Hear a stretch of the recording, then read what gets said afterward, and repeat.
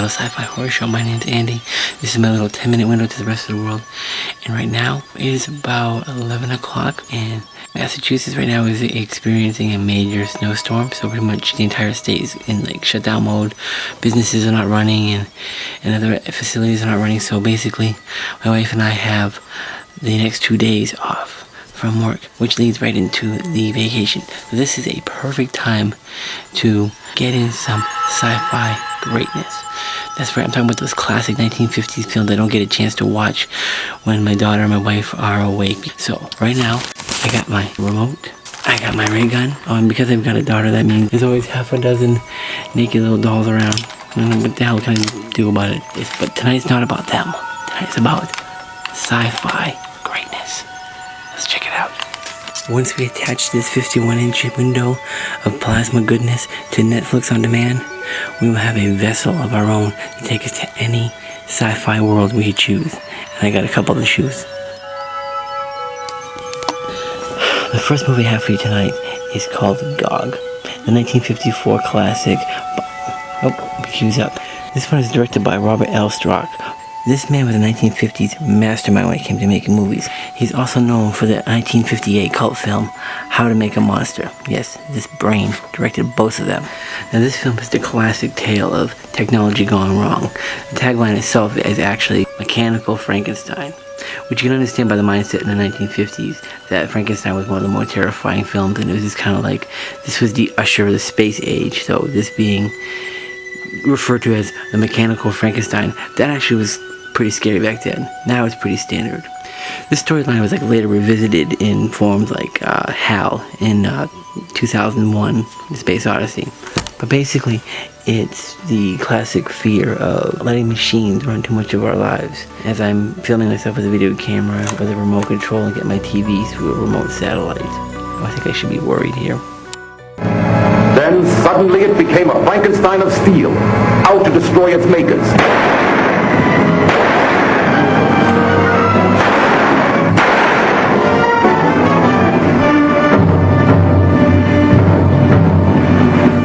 Thrilled to miracles of science beyond imagination. Light that melts steel from a station in space. Rays that destroy man's most destructive weapons. Love that conquers terror, a strangely, intensely exciting romance in a world all its own. Sound that kills.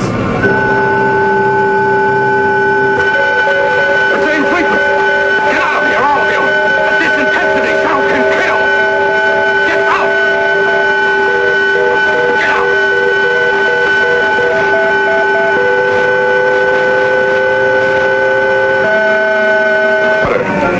But what power on earth could stop it?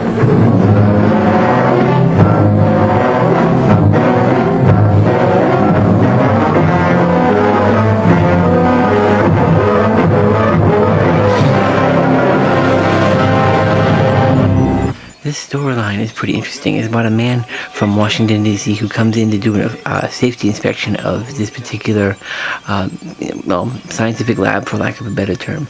And he finds out that this lab is controlled exclusively by a giant master machine robot known as Novak. Have two robots, Gog and Magog. Now these two are shown in the movie as being very docile, being very well controlled by the people. But you know, that doesn't happen. That doesn't stay long. And of course, one of them goes on a rampage towards the end of the movie. I won't tell you which one, spoiler alert, but the name of the movie is Gog.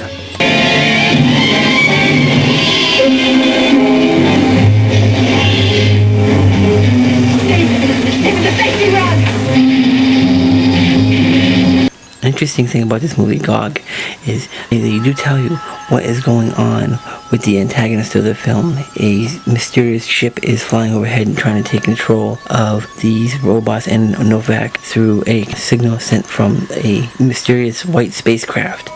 But the thing is, they never go into detail and say what that is, or who it is, or if it's any earthly or extraterrestrial. In this day and age, that would be like fodder for like a sequel or a prequel. But back then, they left some things kind of ambiguous. And you know what? I think it's better that way.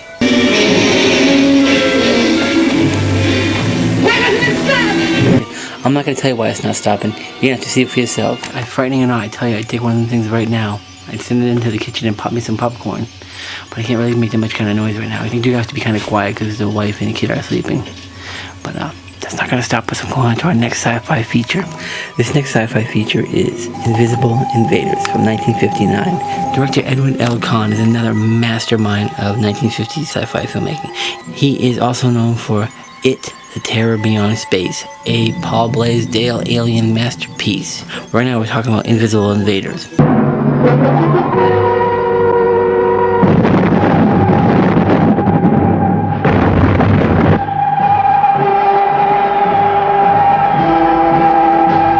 Within 3 days, the dead will destroy all the living.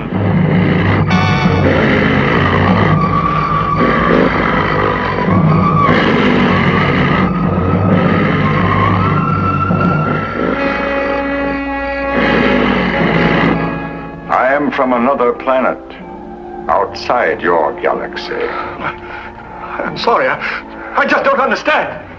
Unless Earth surrenders in 24 hours, we will begin a mass invasion. We are invisible. We are invisible, Adam Penner. You cannot see us. From outer space come the invisible invaders, living dead men threatening to destroy all life on Earth.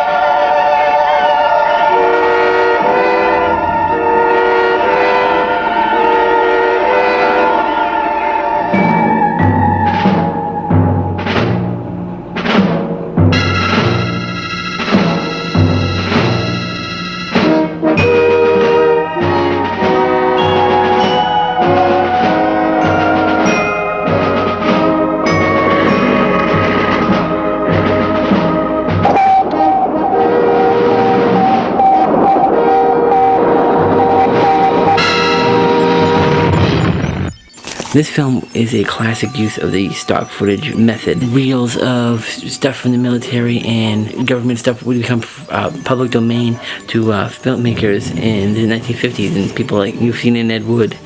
You know, these things were used all the time. And they always have like an action sequence going with persons in the cockpit, and then it cuts to some scratchy stock footage airplane stuff. This film is loaded with this. I'm looking at a shot of the Pentagon right now from 1955 in a 1959 movie. It still looks the same.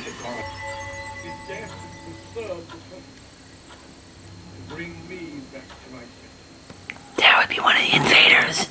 He's invisible. You know, the 1950 ideals of marriage and man and woman's relationship hit its peak back then. That right there is the kind of woman you could say, "Woman, make me a sandwich," and then she'd smile and go do it.